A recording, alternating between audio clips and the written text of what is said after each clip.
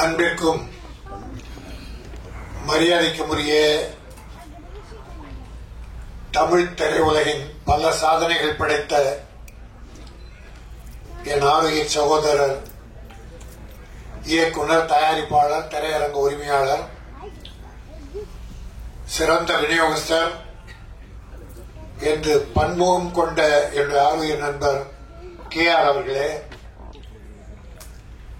என் அருமை தம்பி நடிகர், தயாரிப்பாளர் PL தேனப்பன் அவர்களே, பல வெற்றி படங்களை தந்த என் ஆரோக்கிய சகோதரர் உதயகுமார் அவர்களே, பேரரசு அவர்களே,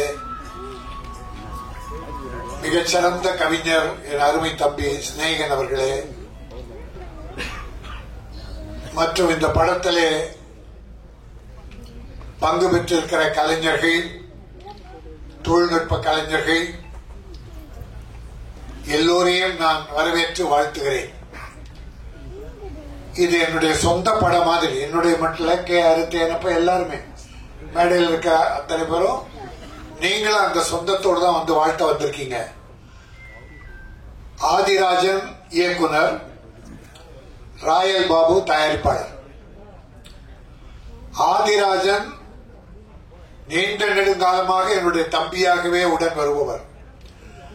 மாலை முரசு என்ற பத்திரிகையில் நிருபராக பணியாற்றி பல புரட்சிகள் செய்தவர். நான் 2-3 முறை ஜெயிலுக்கு போறதுக்கு அவர் ஒரு காரணம். பிரச்சனை ஏதாவது ஒன்று எழுதி விட்டுருவாரு. பர்மா பஜார் போராட்டத்தை ஒரு மாதிரி எழுதி விட்டுருவாரு. அது நம்ம அங்க அது நல்ல விஷயம். நல்லது செய்யும் போது ஜெயிலுக்கு போறது தியாகம். அப்படி இந்த திரையுலக என்னுடைய KR தான் திரையுலக அத்தனை பேர் ஒன்று சேர்த்து தேரம் பிரச்சனை பர்மா பஜார் என்னை அரெஸ்ட் பண்ண 50 போலீஸ போட்டார் கமிஷனர். அப்போ KR இண்டஸ்ட்ரியில எல்லாரையும் சேர்த்து சேம்பர்ல ஒரு மீட்டிங்க போட்டு ராஜனை கைது செய்யக்கூடாது, திருட்டு விசிறியை தயாரிப்பவர் எதிர்ப்பவர்களை விற்பவர்களை எதிர்த்து பர்மா பஜாரில் போராடினார். அவரை அனுப்பி வைத்தது கமலஹாசன். ஆகவே கமலஹாசன் தான் A1. ராஜனை கைது செய்யக்கூடாதுன்னு மிகப்பெரிய ஒரு அரங்கம் நிறைந்த கூட்டத்தை நடத்தியவர் என்னுடைய KR. மறக்கவே முடியாது. அன்னைக்கு பெரிய டிஸ்ட்ரிபியூட்டர், பெரிய ப்ரொடியூசர், பெரிய டைரக்டர். உதயகுமார் அதே மாதிரி.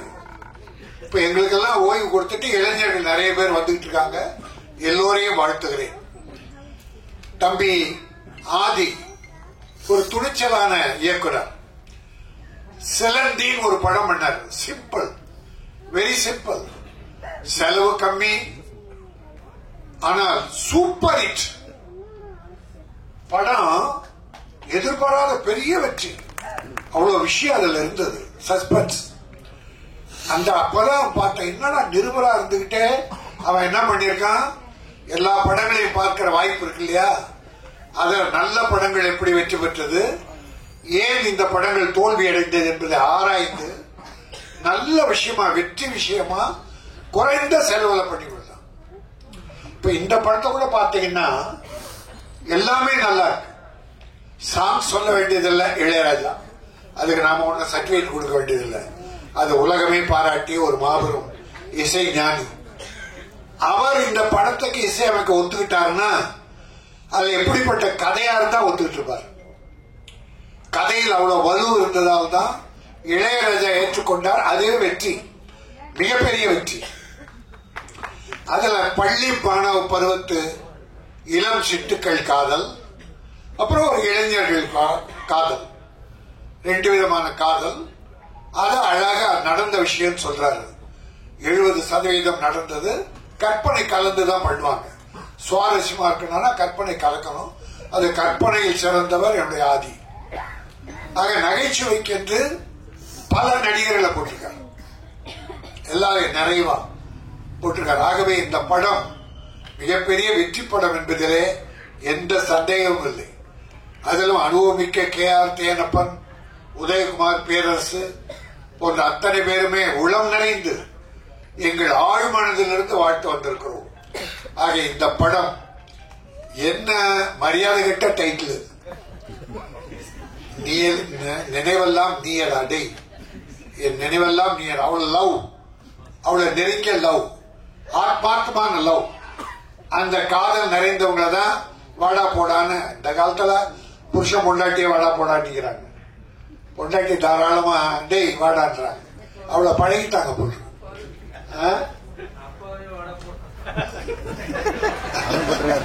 அப்பாவே வாட, அதான் மரியாதை கெட்ட காலம். சரி, நல்லா இருக்கட்டும். இது இந்த காதலுடைய அழுத்தத்தை, நெருக்கத்தை காட்டுகிற ஒரு டைட்டில், நினைவெல்லாம் நீயடா. இது மக்களின் மனதில் நினைந்து நிற்க வேண்டும். நிச்சயம் இருக்கும். ஒரு அருமையா ரொம்ப காலத்துக்கு அப்புறம் அந்த பிள்ளைகளை பார்க்கும்போது, இந்த லவ்வர்ஸ் 2 பசங்க பள்ளி பருவத்து பிள்ளைங்க பேசிட்டு போனாங்களே, நல்லாவும் பேசுறாங்க, நல்லா பேசுறாங்க. அலைகள் ஓய்வதில்லை, கார்த்திக்கும் ராதாவும் பார்த்த மாதிரி இந்த பிள்ளைகள். இந்த படம் வெற்றி பெற்றா அந்த பிள்ளைகளும் கூட வெற்றி பெறுவாங்க. அப்படி வெற்றி பெறுகிற போது உங்களை வளர்த்து விட்ட ஆதியை மறந்துடாதீங்க. தயாரிப்பாளர் கஷ்டப்பட்டு இருக்க தயாரிப்பாளர் மறந்துடாதீங்க. ஏன்னா நன்றி என்பது பல ஹீரோக்கள் கிட்ட இல்ல. தன்னை வளர்த்து விட்ட இயக்குனரையும் தயாரிப்பாளரையும் கவனிக்காமலே இருக்கிற ஒரு நன்றி கெட்ட சினிமா, அதாவது நன்றி கெட்ட ஹீரோக்கள். நான் யாரும் சொல்ல, நன்றி உள்ளவங்களை பாராட்டுறேன், நன்றி இல்லாதவங்களை வருத்தப்படுறேன். இதே நேரத்தில் இது ராயல் பாபு அண்ட் ஆதியுடைய மேதை என்றால ஒரு ஒரு கட்டசி சினிமா உலகம் சார்ந்ததால நடிகர் விஜய் இதுவரை ஒரு சூப்பர் ஹீரோவா இருந்து அதிக சம்பளம் வாங்குற அந்த நடிகர் புதிதாக ஒரு தலைவராகி இருக்கிறார். தமிழக வெற்றி கழகம் துவங்கி இருக்கிறார். தமிழ் திரை உலகம் சார்பில் அவர் எல்லா சார்பிலும் வாழ்த்துகிறேன். வெற்றி பெற வேண்டும், இல்ல முதலமைச்சர் ஆக வேண்டும் என்ற எண்ணத்தோடு ஆரம்பித்தால் அதற்கென்ற சில வழிகள் இருக்கிறது. கட்சி ஆரம்பிச்சுட்டவங்க எல்லாம் காணாம போட்டு பார்க்கிறோம். ஆனால் வெற்றி பெற வேண்டும் என்றால், புரட்சி தலைவர் முதலமைச்சர் ஆயிட்டாரு அப்படின்னா அவர் அடிச்சுவடை கூட தொடுவதற்கு இந்த யாரும் இல்லை. அவர் எப்படி இருந்தார்? காங்கிரஸ்ல இருந்தார் முதல்ல, பிறகு திமுக வந்தார். திமுகவில் வந்து உழைத்தார், மக்களை சந்தித்தார், இறங்கி கிராமம் எல்லாம் போனார், மக்களோடு மக்களாக வாழ்ந்தார். அண்ணா சொன்னார், ஒரு கனி என் மடியிலே விழுந்தது, அதை என் இதயத்திலே வைத்துக் கொண்டேதான், அதுதான் இதய கனி எம்ஜிஆர் என்றார். ஆக அந்த அளவுக்கு எம்ஜிஆர் தன்னுடைய வருவாயை, வாழ்வை ஏழை மக்களுக்காக அர்ப்பணித்தார். காரணம், அவர் சிறு வயதிலே சாப்பாட்டுக்கும் கஷ்டப்பட்டார். அந்த கஷ்டம் ஏழைகள் படக்கூடாது என்று அவர் பாடுபட்டார். நான் தம்பி விஜய்க்கு சொல்லுவேன், நீங்கள் வெற்றி பெற வேண்டும். ஆனால் எம்ஜிஆர் செய்ததிலே ஒரு 15% அல்ல 20% தொண்டு செய்யுங்கள், இறங்கி வாருங்கள், மக்களோடு பழகுங்கள். மேடையில் இருந்து கொண்டு புஷ்ய ஆனந்தை அறிக்கைவிட சொன்னால் மக்கள் ஏற்றுக்கொள்ள மாட்டார்கள். இனிமேல் அப்படி இருக்கக்கூடாது. இறங்கி ஒரு நல்லதுக்காக தான் சொல்றேன். ஆரம்பிச்சுட்டார். அதனால் நம்பில் ஒருவர். அதுக்கு முன்னால ஒரு கட்டிய கோட்டையாக திமுக இருக்கு. இன்னைக்கு தாய்மார்களுக்கெல்லாம் ஏராளமா நல உதவிகள் பண்ணிட்டு இருக்காரு, நல்ல காரியம் பண்ணியிருக்காரு. தொழில் அதிபர்களை ஈர்ப்பதற்காக முதலீட்டு இருக்க பிரான்ஸ்ல இருக்கார். இப்போ கோவாவில் துபாய் போனார், அப்படி ஒரு முதலமைச்சர் இருக்கார். அதிமுக ஒரு கட்சியும் சிறப்பாக நடத்தினார்கள். யாரையும் குறை சொல்ல முடியாது. பாரதிய ஜனதா என்று வளர துடிக்கிறது. அருமை சகோதரர் திருமாவளவன் ஒரு நல்ல தலைவர், வைகோ, சீமான், கம்யூனிஸ்டுகள் அற்புதமான கட்சிகள், காங்கிரஸ், இவ்வளவு கட்சிகள் இருக்கு. நீண்ட நெடுங்கால வரலாறு படுத்த கட்சி. இதுக்கிடையில விஜய் ஆரம்பிச்சிருக்கீங்க, தப்பில்லை. இனிமேல் நீங்கள் எப்படி நடந்து கொள்ள போகிறீர்கள், என்ன கொள்கை வகுக்க போகிறீர்கள், மக்களுக்கு அதை எப்படி சேர்க்க போகிறீர்கள் என்பதை வைத்து மக்களின் ஆதரவை பெருகினால் நீங்கள் வெற்றி பெறுவீர்கள். எல்லாம் உங்க கையில் தான் இனிமே இருக்குது. யாரையும் நம்பி விட்டுறாதீங்க, நேரடியா வாங்க. தலைவர் காமராஜ், அம்பேத்கர், பெரியாரை படியுங்கள் என்று ஒரு அறிக்கை சொன்னீர்கள். நான் இன்னொன்றும் உங்களுக்கு சொல்லுகிறேன், பேரறிஞர் அண்ணாவை படியுங்கள், டாக்டர் கலைஞரை படியுங்கள், புரட்சி தலைவர் எம்ஜிஆரை படியுங்கள். இதையும் சேர்த்து படியுங்க. மிகச்சிறந்த தலைவராக வரலாம். எல்லோர் சார்பிலும் நம்ம யாரும் கான்ட்ரோவர்சியா பேசல. வந்துட்டார், நம்மில் சினிமா உலகை சார்ந்தவர், அவர் நல்ல சக்சஸ் ஆகணும். ஆனா நல்ல அறிவாளித்தனமா என்ன பண்ணிருக்காரு, ஒரு தடவை திருநெல்வேலி போய் வெள்ளத்தால் பாதிக்கப்பட்டவர் நேரடியா கொடுத்திருக்காரு. குட், நல்ல விஷயம். இப்போ ஒரு நல்ல குழு போட்டு சில குழுக்கள் அமைச்சுக்கிட்டு இருக்காரு. நல்ல விஷயம். மாணவர்களை 10th படிச்ச மாணவர்கள் +2 மாணவர்களா தேர்ந்தெடுக்கிறார். ஏன்னா ஓட்டு அவங்களுக்கு தான் அடுத்து வருது. அது ஒரு நல்ல விஷயம். இப்படி சில திட்டங்கள் நல்லா தான் பண்ணியிருக்காரு இது வரைக்கும். இனிமேலும் அது சிறப்பாக இருந்து மக்களோடு வாருங்கள், மக்களுக்காக வாழுங்கள். இன்னொன்னு நான் வாழ்த்துறேன், 200 கோடியே சம்பளம் சொல்றாங்க. இனி நான் படம் நடிக்க மாட்டேன், 2 படத்தோடு முடிச்சேன் என்றார். அப்போ 200 கோடியே திறந்துடலாம்.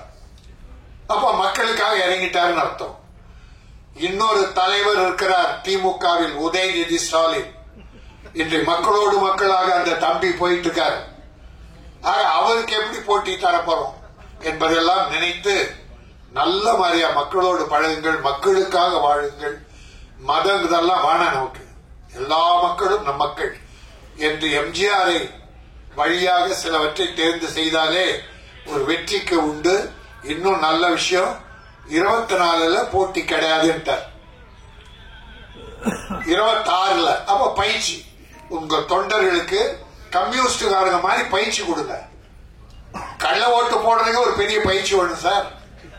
அரசியலுக்கு வந்துட்டா அந்த அளவுக்கு மிக சிறப்பாக நடத்தி வெற்றி காண்பது உங்களிடம்தான் இருக்கிறது, மக்களிடம் இருக்கிறது என்பதை சொல்லி இந்த மேடையிலே வாழ்த்ததற்கு நான் பயன்படுத்திக் கொண்டதற்காக ராயல் பாபு என்னுடைய ஆதியும் நன்றி தெரிவித்து வாழ்த்த வந்திருக்கிற பெரியோர்களே நீங்கள் வாழ்க, வாழ்த்த அமர்ந்திருக்கிற நல்லோரே நீங்களும் வாழ்க, எல்லோரும் நீடூழி வாழ்க, வளம் பெற்று வாழ்க, நலம் பெற்று வாழ்க, பொருள் பெற்று வாழ்க, நல்ல புகழ் பெற்று வாழ்க.